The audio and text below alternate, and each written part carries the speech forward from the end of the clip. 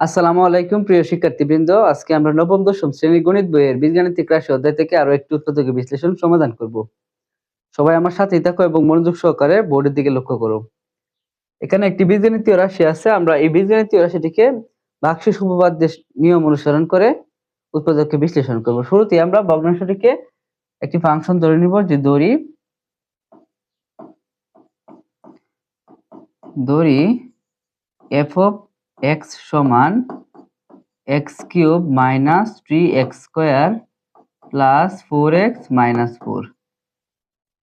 এখন আমরা এই বীজগণিতীয় রাশিটিতে চলকের পরিবর্তে এমন কোনো মান বসাবো যে মানটি বসালে উক্ত বীজগণিতীয় রাশিটির মান শূন্য হয়।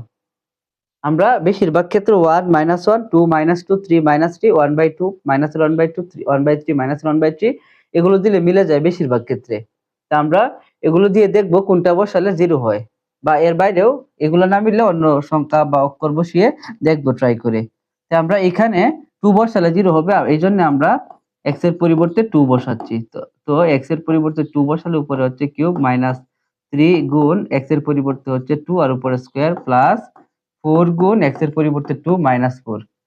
2 কিউব হচ্ছে 8 মাইনাস 3 ইনটু 2 স্কয়ার মানে হচ্ছে 4, বাদে 4 আর 2 গুণ করলে 8 মাইনাস 4। এরপর এই যে 8 মাইনাস 3 আর 4 গুণ করলে হচ্ছে 12, আর প্লাসের 8 থেকে মাইনাসের 4 চলে গেলে থাকবে হচ্ছে প্লাসের 8 থেকে মাইনাসের 4 চলে গেলে থাকবে হচ্ছে প্লাসের 4। এরপরে প্লাসের 8 আর প্লাসের 4 হচ্ছে প্লাসের 12, আর এখানে আছে হচ্ছে মাইনাসের 12। 12 থেকে 12 গেলে হচ্ছে 0, অর্থাৎ f of 2 equal to 0। এখন অর্থাৎ উক্ত বীজগণিতীয় রাশিটিতে আমরা x এর মান যদি 2 বসাই তাহলে বীজগণিতীয় রাশিটির মান হয় 0। এখন আমরা x এর সমান কি বসিয়েছিলাম? 2 বসিয়েছিলাম, এজন্য x সমান 2 লিখলাম। আর x প্লাস 2 এই পক্ষে আসলে -2 ইকুয়াল টু 0, অর্থাৎ x - 2 হবে উক্ত বীজগণিতীয় রাশিটির একটি উৎপাদক। সুতরাং x - 2 হলো বা হবে f of, উক্ত বীজগণিতীয় রাশিটিকে f of x দ্বারা প্রকাশ করা হয়। f of x এর একটি উৎপাদক। এরপর আমরা মূলত আমরা এখানে x - 2 উক্ত রাশিটির যে একটি উৎপাদক হবে এটা বের করলাম। এখন আমরা সমগ্র রাশিটিকে উৎপাদকে বিশ্লেষণ করব এটার সাহায্য নিয়ে। প্রদত্ত রাশিটি কি আছে? প্রদত্ত রাশি আছে হচ্ছে x³ minus 3x square plus 4x minus 4। এরপর আমরা এখানে লিখবো হচ্ছে x³ তৃতীয় লাইনের সাহায্যে দ্বিতীয় লাইন করব। x³ থেকে কি কমন নিলে একটা x থাকবে? আমরা x³ থেকে একটা x স্কয়ার কমন নিব, এখানে x থাকবে। এরপর আমরা জানি উৎপাদকটা হবে -2, এইজন্য এই যে -2 লিখলাম। প্লাসে মাইনাসে মাইনাস, x স্কয়ার আর 2 গুণ করলে হবে 2x স্কয়ার।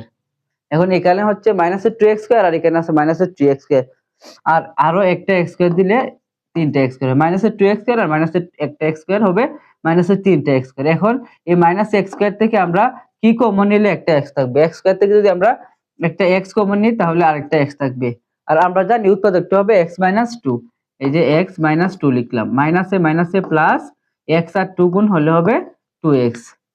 এরপর এখানে হলো +2x আর এখানে হচ্ছে +4x। তো দুইটা x এর সাথে আরো দুইটা x দিলে 4টা x হবে, অর্থাৎ এখানে আরো +2x দিলে প্লাসের 2x প্লাসের 2x হচ্ছে প্লাসের 4x। এখন এই +2x থেকে আমরা একটা 2 কমন নিলে এখানে x থাকবে, আর আমরা জানি উৎপাদকটা হবে কি x - 2, এইজন্য আমি যে এখানে -2 দিলাম। প্লাসে মাইনাসে মাইনাস, 2 আর 2 গুণ করলে হবে 4। আশা করি এই লাইনটি বুঝতে পেরেছো। এরপর x - 2 হচ্ছে কমন, এই যে x - 2 কমন নিলাম। এরপর এখানে আছে হচ্ছে x স্কয়ার মাইনাসের x প্লাসের 2, এটাই आंसर।